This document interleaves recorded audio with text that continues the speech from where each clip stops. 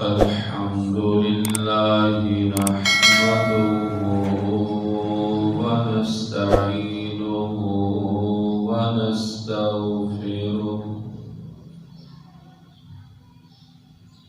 ونؤمن به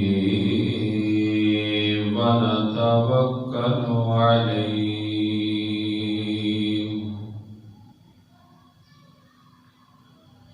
ونعوذ بالله من شرور أنفسنا ومن سيئات أعمالنا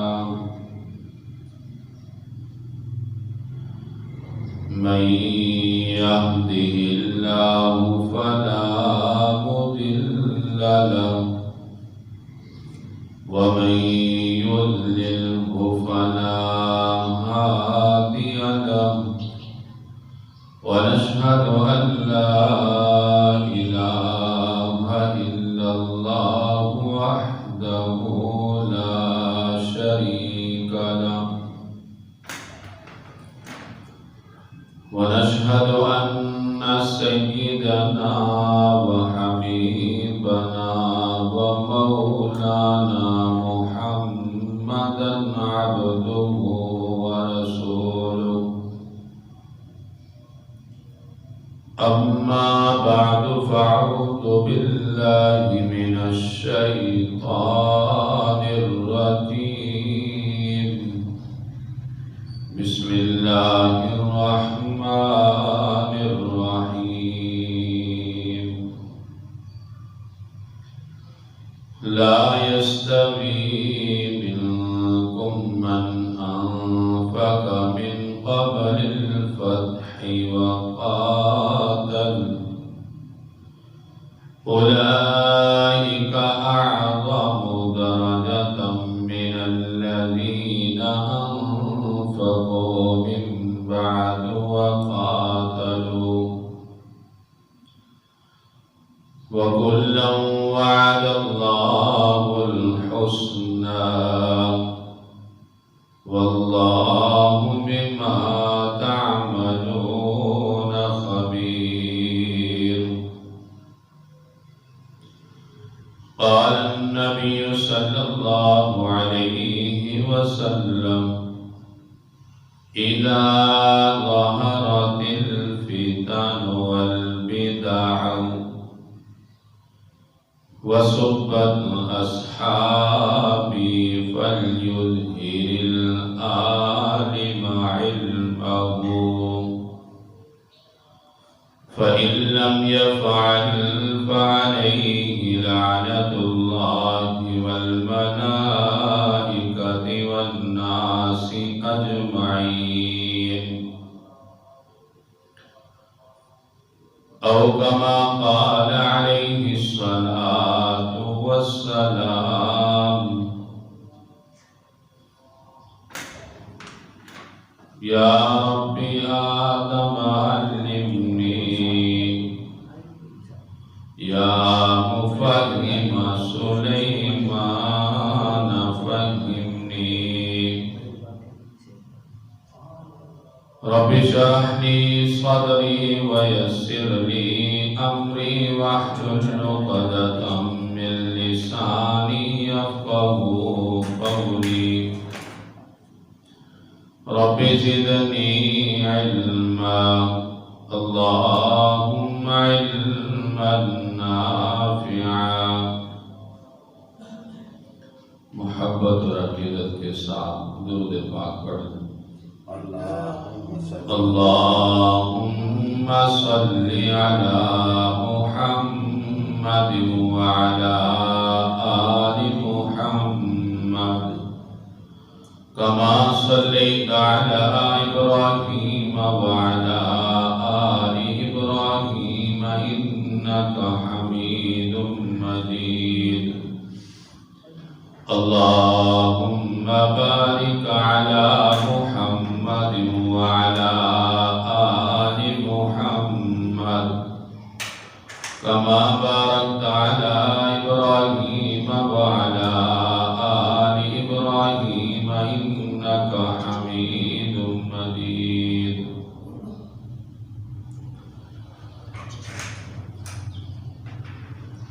ہر قسم کی حمد و ثنا اللہ سبحانہ و تعالی کے لیے جو اس کائنات کا خالق ہے، مالک ہے، ہر چیز پر قادر ہے۔ بے شمار انگنت درود و سلام امام الانبیاء، خطیب الانبیاء، دانائے کل، سید الرسل، جناب محمد صلی اللہ علیہ وسلم کی ذات گرامی پر۔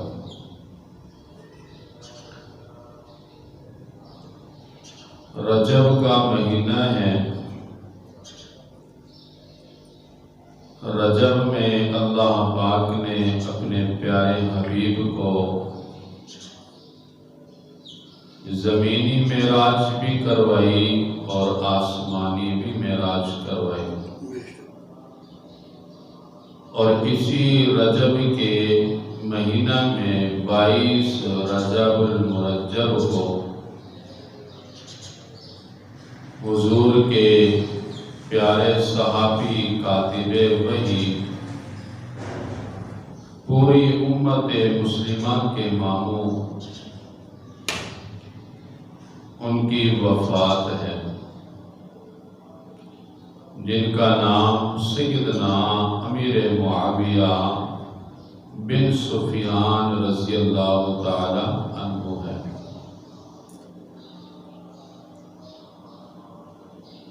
اللہ پاک نے حضور کے ہر صحابی کے لیے جنتی ہونے کا وعدہ کیا ہے۔ حضور کا ہر صحابی جنتی ہے۔ جس نے ایمان کی حالت میں سرکار کی زیارت کی ہو اور ایمان کی حالت میں ہی دنیا سے رخصت ہو گیا ہو، وہ سرکار کا صحابی ہے اور جنت کا وارث ہے۔ سیدنا امیر معاویہ رضی اللہ تعالی عنہ نے صلح حدیبیہ کے موقع پر اسلام قبول کر لیا تھا،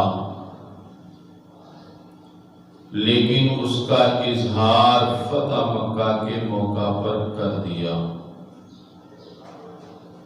تو یہ ان صحابہ میں سے ہیں جو فتح مکہ سے پہلے مسلمان ہو گئے تھے،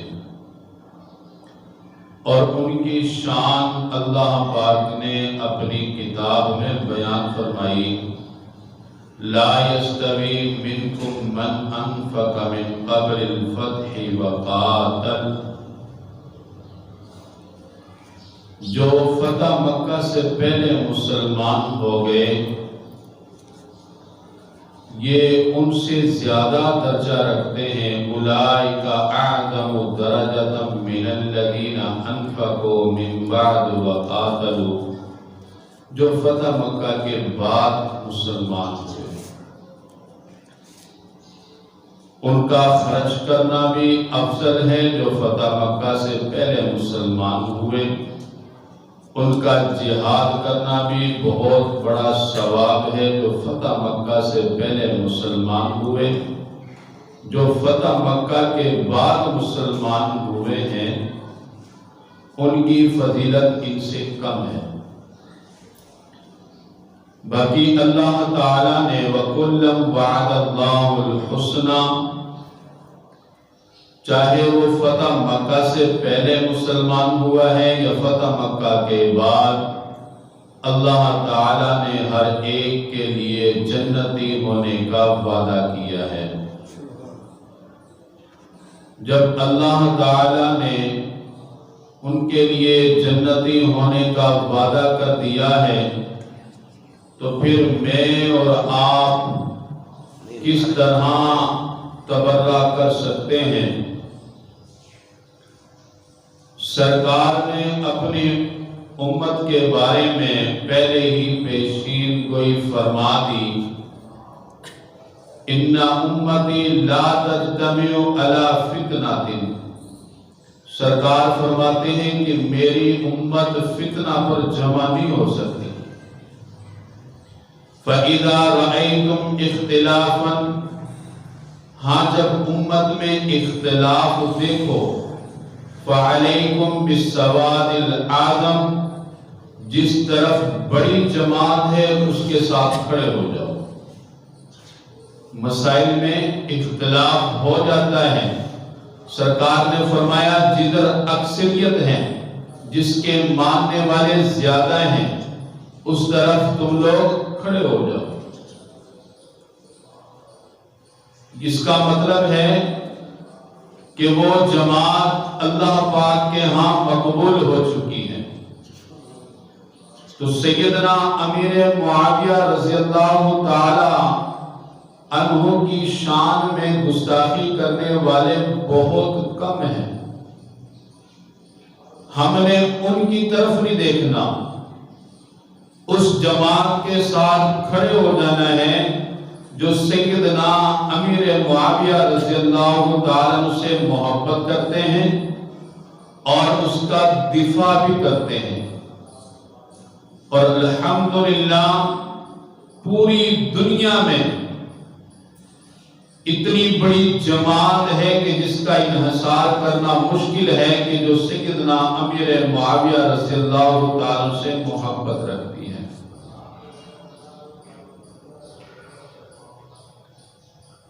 بغض کیوں رکھتے ہیں؟ تو بندہ کہتا ہے میں معاویہ سے پیار نہیں کرتا، محبت نہیں کرتا، کس بنا پر نہیں کرتا؟ کہنے لگا جی کہ حضرت علی سے ان کی جنگ ہوئی ہے، اس وجہ سے میں امیر معاویہ کو صحابی ماننے کے لیے تیار نہیں۔ اللہ کا قرآن کہتا ہے کہ جناب موسیٰ علیہ السلام اور جناب ہارون علیہ السلام کے درمیان جھگڑا ہوا، لڑائی ہوئی، کہ جب موسیٰ علیہ السلام اپنے بھائی ہارون علیہ السلام کو اپنا نائب مقرر کر کر کوہ طور پر چلے گئے، 40 دن کے بعد آئے تو سارا نظام بدلا ہوا تھا، لوگ بچڑا کی پوجا کرنے لگ گئے۔ جناب موسیٰ علیہ السلام آتے ہیں، جب یہ سارا نظام، یہ حالات اپنی آنکھوں کے سامنے آ جاتے ہیں اور دیکھ لیتے ہیں، غصے میں آ کر اپنے بھائی کی داڑھی اور سر کے بالوں کو پکڑ کر کھینچتے ہیں۔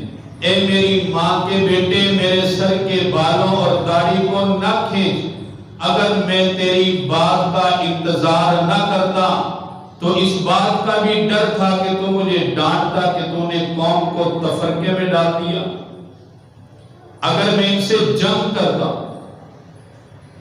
تو لڑائی تو موسیٰ علیہ السلام اور ان کے بھائی ہارون علیہ السلام کی بھی ہوئی ہے، لیکن دونوں کیا تھے؟ حق پر تھے، باطل پر کوئی بھی نہیں۔ ایک کا کہنا یہ تھا کہ شاید تو نے سستی کا مظاہرہ کیا ہو، ہارون علیہ السلام کا کہنا یہ ہے کہ میں نے آپ کے پوچھے بغیر کوئی قدم نہیں اٹھایا، ہر بات میں نے آپ کا انتظار کیا کہ میرے بڑے بھائی آئیں گے، موسیٰ علیہ السلام، اور جو وہ فیصلہ کریں گے وہ بہتر ہوگا۔ اسی طرح جناب سیدنا امیر معاویہ اور مولا کائنات علی المرتضیٰ میں لڑائی ہوئی ہے، لیکن دونوں ہی حق پر ہیں، دونوں ہی حق پر ہیں۔ عبداللہ بن مبارک سے پوچھا جاتا ہے، عبداللہ بن مبارک تابعی ہے، تابعی اس کو کہا جاتا ہے جس نے صحابی کی ایمان کی حالت میں زیارت کی ہو۔ اس سے پوچھتے ہیں کہ امیر معاویہ افضل ہے یا عمر بن عبدالعزیز افضل ہے؟ تو عبداللہ بن مبارک فرماتے ہیں کہ سیدنا امیر معاویہ نے ایمان کی حالت میں حضور کے ساتھ جنگ کی، اور جس گھوڑے پر آپ نے سوار ہو کر جنگ کی اس گھوڑے کے نتنوں میں جو گرد ہے جس کی کوئی حیثیت نہیں، امیر معاویہ کے گھوڑے کے نتنوں میں جو خاک ہے اس کا بھی مقابلہ عمر بن عبدالعزیز نہیں کر سکتا۔ اس سے اندازہ لگانے، علم سے بہت بڑا عالم تو بن سکتا ہے، تہجد سے، عبادت سے، ریاضت سے بہت بڑا ولی بن سکتا ہے، پیران پیر شیخ عبد القادر جیلانی بن سکتا ہے، بایزید بستامی بن سکتا ہے، لیکن کوئی صحابی نہیں بن سکتا۔ صحابی کا مقابلہ کوئی بھی نہیں کر سکتا۔ صحابی اس کو کہا جاتا ہے جس نے ایمان کی حالت میں سرکار کی زیارت کی ہو، اور سرکار نے اس اپنے پیارے صحابی سیدنا امیر معاویہ کے لیے اللہ کے حضور دعا بھی کی۔ مسند احمد بن حنبل اس کتاب میں یہ حدیث پاک موجود ہے۔ حضرت ارباز بن ساریہ اس حدیث کے راوی ہیں کہ اللہ کے نبی کیسا منظر ہوگا کہ اللہ کے نبی اللہ تعالیٰ کے حضور ہاتھ اٹھاتے ہیں اور کہتے ہیں اللہم اجعل معاویہ ہادیا مہدیا وہدی بہ، اے اللہ میرے معاویہ کو ہادی بنا، ہدایت یافتہ بنا، اور اس کے ذریعے سے اور لوگوں کو ہدایت عطا فرما، جس کے لیے سرکار دعا کرتے کہ سرکار نے اس میں کوئی خوبیاں نہیں دیکھی، اور کس انداز سے سرکار نے دعا کی ہوگی۔ آپ کا کوئی دوست ہے، عزیز ہے، اس کے لیے جب آپ دعا کرتے ہیں تو کتنا خوبصورت انداز ہوتا ہے، بندہ دل سے اس کے بارے میں اللہ تعالیٰ سے سوال کرتا ہے۔ تو سرکار تو امت کے حق میں انتہا درجہ کے شفیق ہیں، پھر دعا کر رہے ہیں اللہم اے اللہ اجعل معاویہ، تو معاویہ کو بنا دے ہادی ہدایت والا، مہدیہ ہدایت یافتہ، وہدی بھی، اور اس کے ذریعے سے اور لوگوں کو بھی ہدایت عطا فرما۔ ایک جگہ سرکار دعا کرتے ہیں سیدنا امیر معاویہ کے لیے اللہم علمہ الکتاب والحساب وقہ العذاب۔ کتنی دعائیں کی؟ 3۔ اللہم علمہ الکتاب، اے اللہ کتاب کا علم عطا فرما، والحساب ریاست کا حساب و کتاب وہ اس کا علم عطا فرما، وقہ العذاب اور اس کو عذاب سے بچا۔ جس کے لیے سرکار نے دعا کر دی ہو تو اس میں تو ناکامی ہو ہی نہیں سکتی، بشرطے کہ اس نے ایمان قبول کر لیا ہو، اور اس پر پوری امت کا اتفاق ہے کہ سیدنا امیر معاویہ نے ایمان بھی قبول کیا اور سرکار نے ان کے لیے بے شمار بشارتیں بھی عطا فرمائی۔ صحیح بخاری شریف میں حدیث ہے، آقا علیہ الصلوۃ والسلام فرماتے ہیں اول جیش من امتی یغزون البحر قد اوجبوا۔ ام حرام جو سرکار کی رضائی خالہ ہے، رضائی خالہ، آپ وہاں تشریف لے گئے، آپ کو نیند آ گئی، آپ نے اپنی جو رضائی خالہ ہے اس کے ران پر سر رکھا، رضائی خالہ حضور کے بالوں پر ہاتھ پھیر رہی ہیں، سرکار کی آنکھ لگ گئی، خواب دیکھتے ہیں، خواب میں کیا دیکھا کہ بحری جنگ ہو رہی ہے، آنکھ کھلی، سرکار نے فرمایا کہ میں نے بڑا خوبصورت خواب دیکھا ہے، آپ مسکرا رہے ہیں۔ ام حرام آپ کے رضائی خالہ نے پوچھا کہ حضور کیا خواب دیکھا؟ کہا کہ میں نے خواب دیکھا ہے میری امت میں جو سب سے پہلے بحری جنگ کرے گا اللہ پاک نے اس کے لیے بخشش کے وعدے فرمائے. اول جیش من امتی یغزون البحر قد اوجبوا، اس نے اپنے لیے جنت کو واجب کر دیا. قالت ام حرام یا رسول اللہ صلی اللہ علیہ وسلم انا فیہم، حضور کی رضاء خالہ کہتی ہیں حضور اس بحری جنگ میں بھی شریک ہوں. تو سرکار فرماتے ہیں انت فیہم، تو بھی اس میں شریک ہے. ام حرام اس بحری جنگ میں شریک ہوئی اور اسی میں ان کا انتقال ہوا. اللہ پاک نے ان کے لیے بھی بخشش کے فیصلے فرمائے. پھر سرکار سو گئے، پھر خواب دیکھا. ثم قال النبی صلی اللہ علیہ وسلم، پھر اللہ کے نبی فرماتے ہیں اول جیش من امتی یغزون مدینہ قیصر مغفور لہم، میری امت کے وہ لوگ جب قیصر روم سے جنگ ہوگی اس میں جو لوگ شریک ہو جائیں مغفور لہم، اللہ پاک نے ان کے لیے بخشش کے فیصلے فرما دیے. ام حرام فرماتی ہیں انا فیہم، حضور کیا میں اس میں بھی شریک تھی؟ آپ فرماتے ہیں لا، اس میں تو شریک نہیں.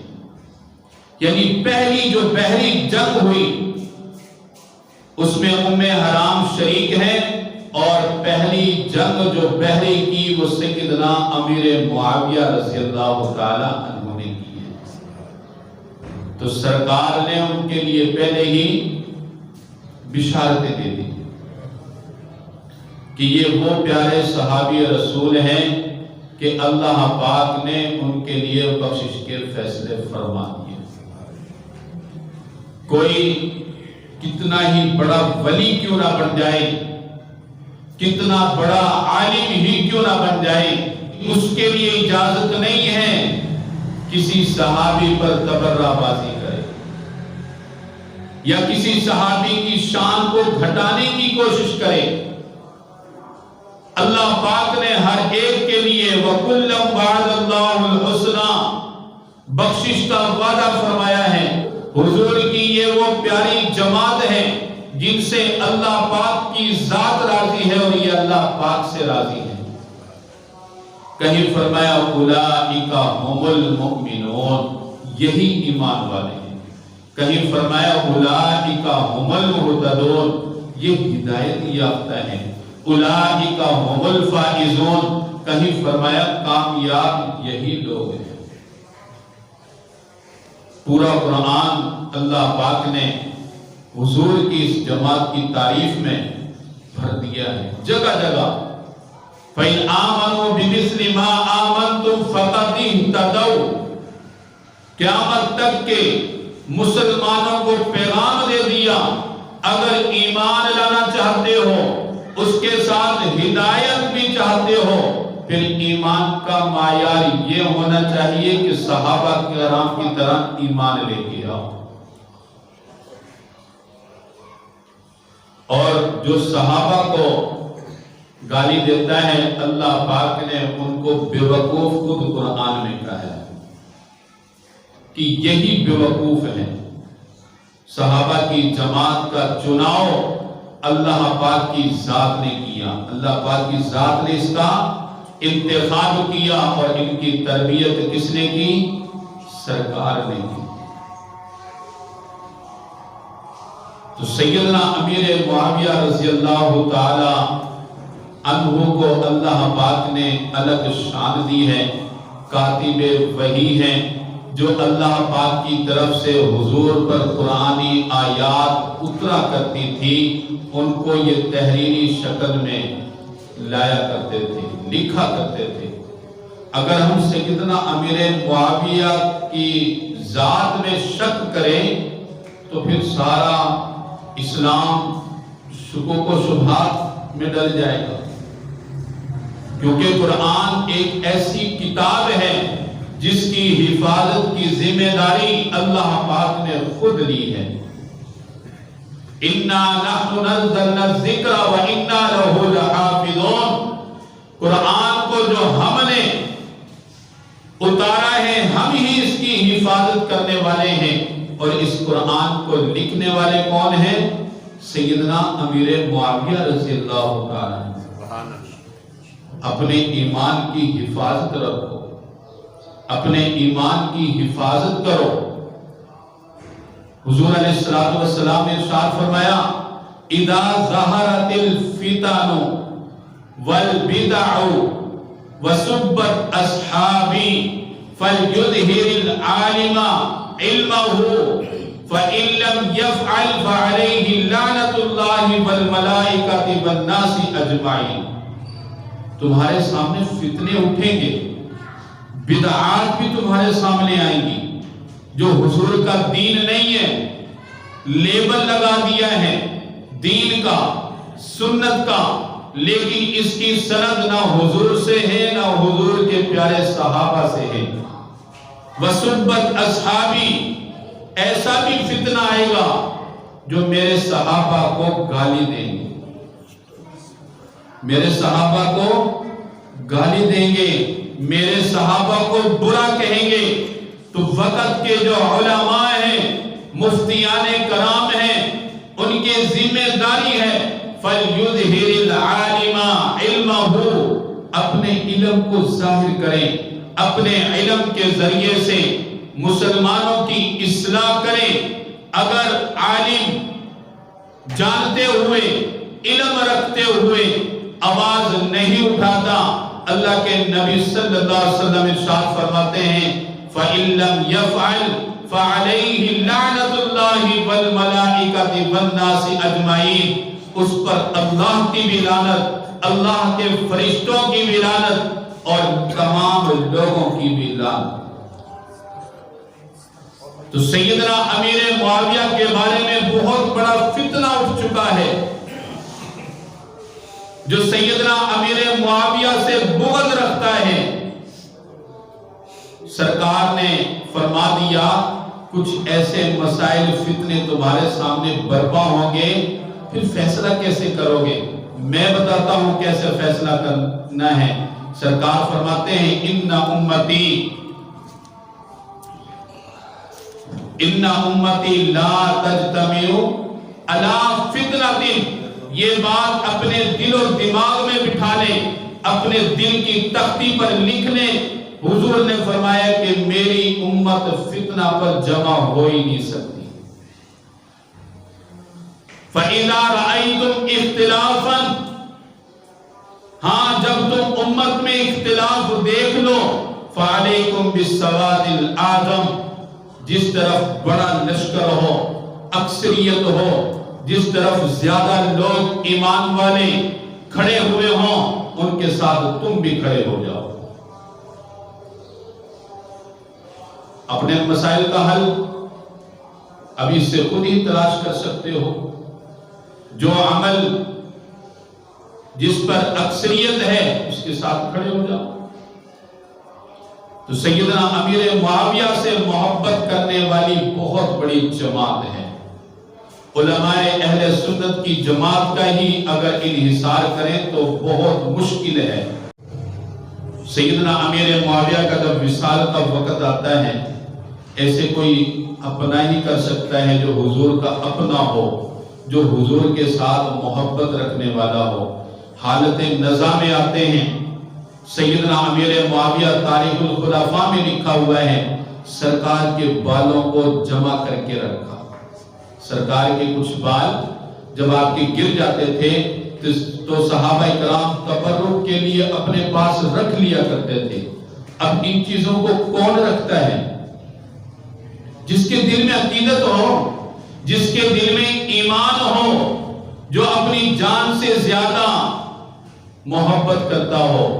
تو حضور کے بال بھی، حضور کے ناخن بھی، جن کو آپ تراش کر کر صحابہ کرام کے درمیان رکھ دیا کرتے تھے، جس کا دل چاہتا وہ رکھ لیتا، جس کا دل چاہتا زمین میں دفن کر دیتا۔